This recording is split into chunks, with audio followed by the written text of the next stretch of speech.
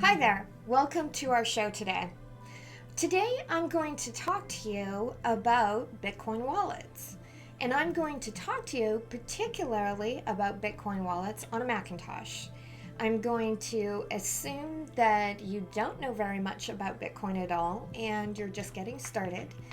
And we're going to be really high level and just talk about the different types of wallets and why you would use the different types of wallets. Now, why Macintosh? Well, I've been using a Macintosh since 1984, and back in 1989, I became a certified technician for Apple, and then I became the service manager for Apple down in New Zealand. And then I was a genius at the Apple store in Fashion Valley, one of the very first Apple stores. And after that, I became an Apple Certified Technical Coordinator. And here we are today. So, I know a lot about the Apple, and that's why I'm going to focus on the Mac, because that's what I know. So that's really all that I can teach you. So today, what I want to focus on is security with regards to using a Bitcoin wallet on a Macintosh. Again, pretty high level. We're not going to go too deep. You can see some of my courses on Udemy or at midasmarty.com/academy to dive deeper into any of this content.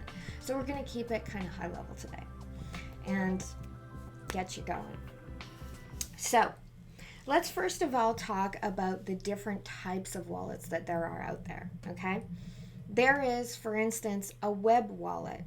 And a web wallet is something that you use in a browser. A couple of examples of that are blockchain.info and coinbase.com.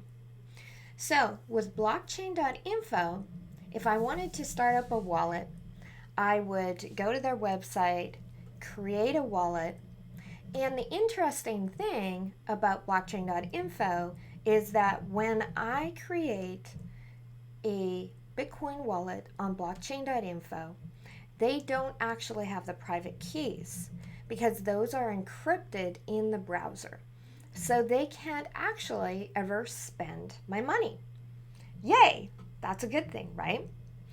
Also, the only information that they ask from you is your email address. And also, if you'd like, which I really encourage you to do, is to set up two-factor authentication. What that means is that when you go to that website and you set up an account, in order to spend your Bitcoin, you're going to need to authorize that transaction with your cell phone.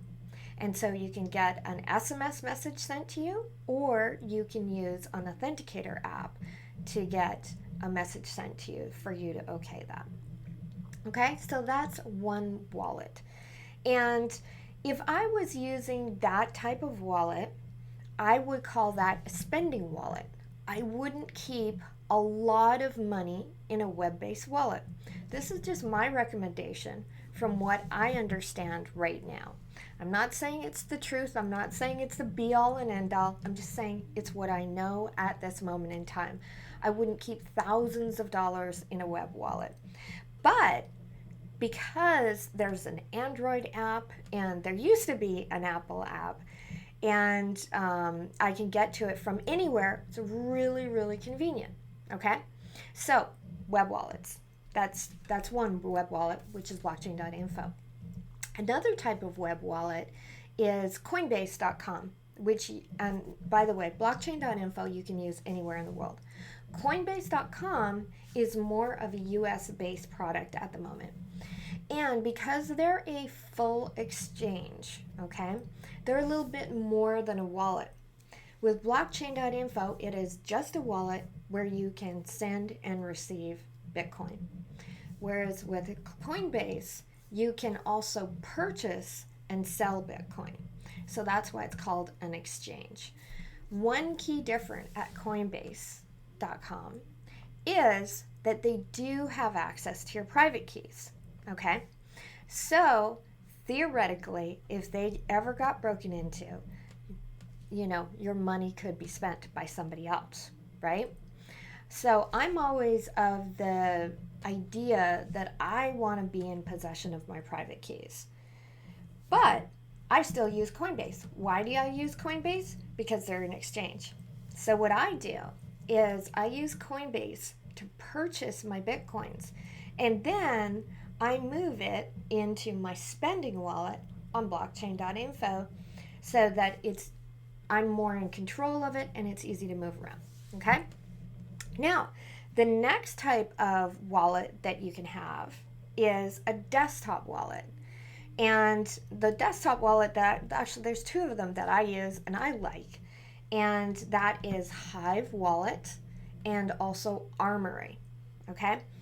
Hive Wallet is more of a everyday type of wallet. Again, a spending wallet, right? I wouldn't necessarily keep thousands of dollars in a Hive Wallet.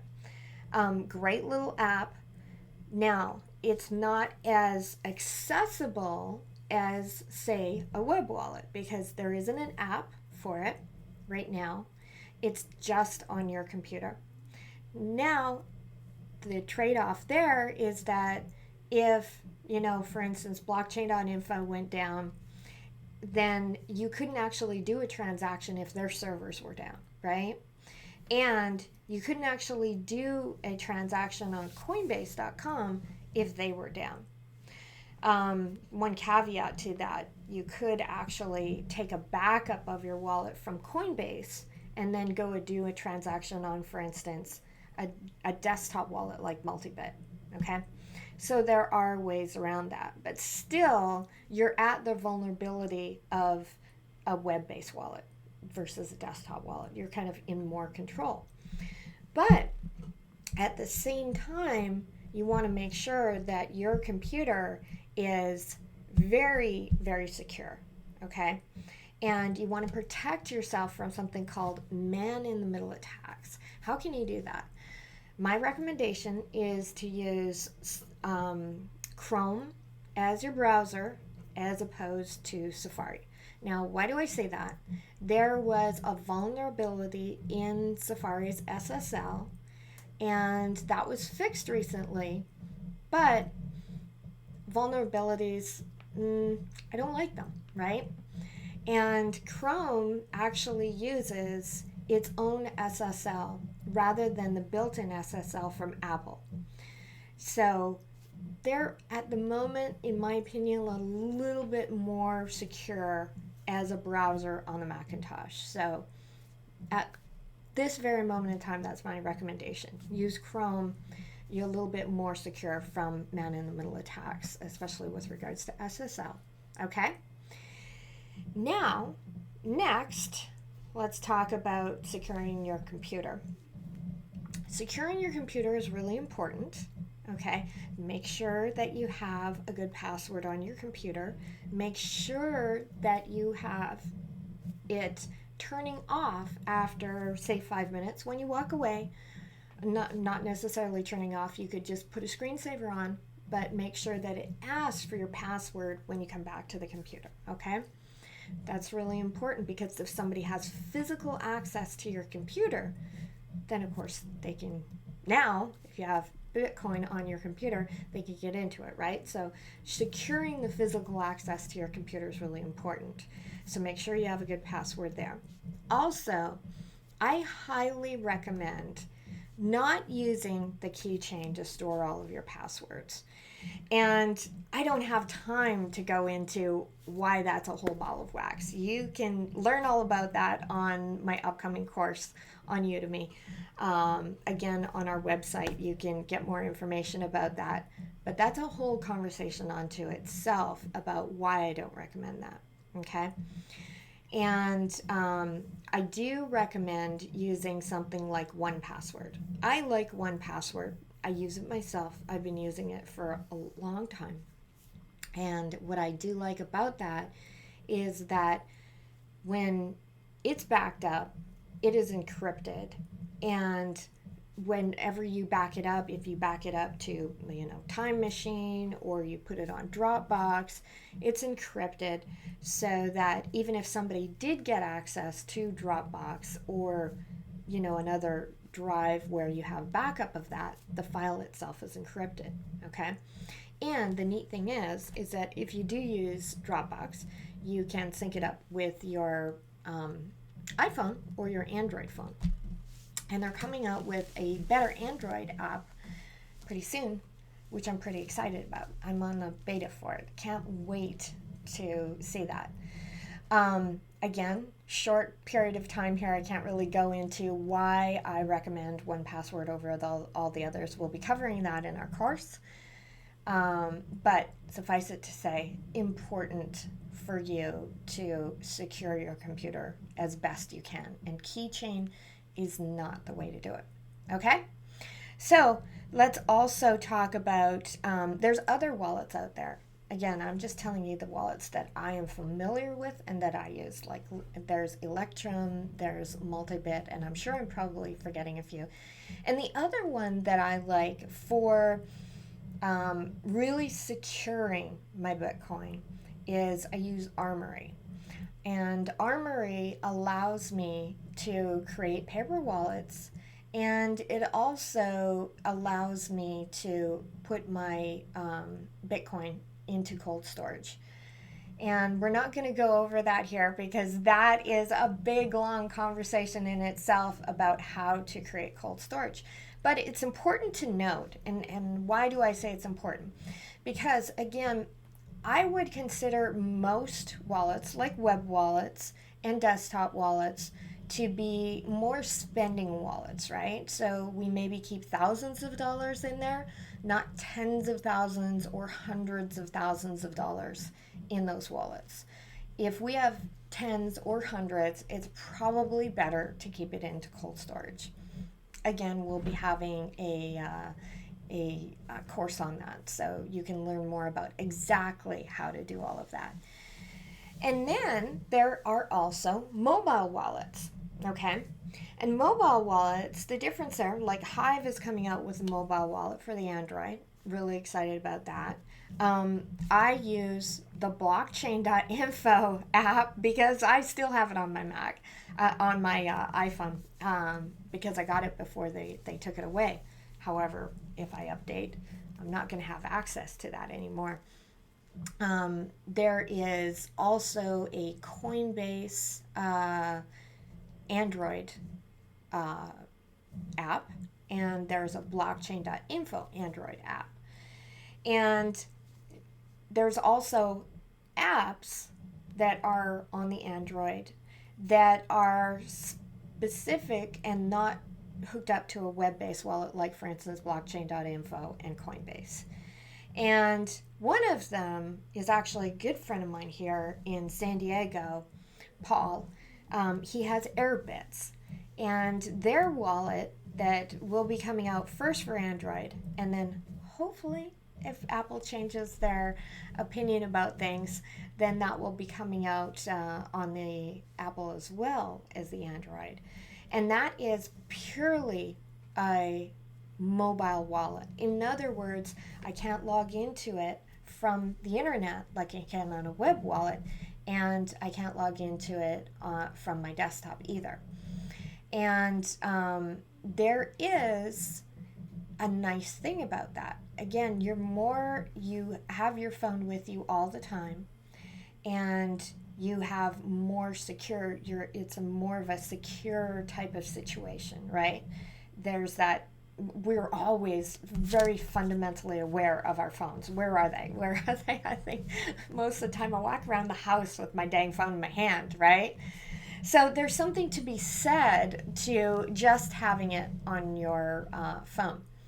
However, you can back it up. So it's not like, oh no, I lose my phone, I can't ever get into it again. And even with regards to the two-factor authentication that I was talking about with blockchain.info and Coinbase, even if you lose those, as long as you have your password and your account information, you can get back into your back into your wallet. Okay, so there is also another type of wallet that is coming out called the Trezor. And it is very much, you would kind of think of it like having that physical possession, right? It's actually just a little tiny device about this big. And all it does is hold your private keys so you can send and receive, or basically authorize your transactions with it, even on a computer that has been infected with malware. Okay, so as opposed to like a phone does a whole bunch of different things, right? Somebody could hack into a phone, and an Android, same thing. Somebody could theoretically hack into the Android to get a hold of your private keys. And the Trezor does nothing but that one thing. It's very, very secure because of that. And again, it has that physical, you're holding the key, right? So it's more like that physical thing that we're used to of actually having hold of our keys to get into our house, right? Or having hold of our phone. And so that is something to consider as well with regards to wallets. So that's a little bit of an overview today of different types of wallets and some of the wallets that I've used, and we will be going into this more in our courses on Udemy. But I just wanted to give you a little overview today of my opinion about different wallets that are out there and which ones I would use and how I would use them, And I look forward to helping you get to know Bitcoin as time goes on and as we all learn more about it. And these are exciting times ahead.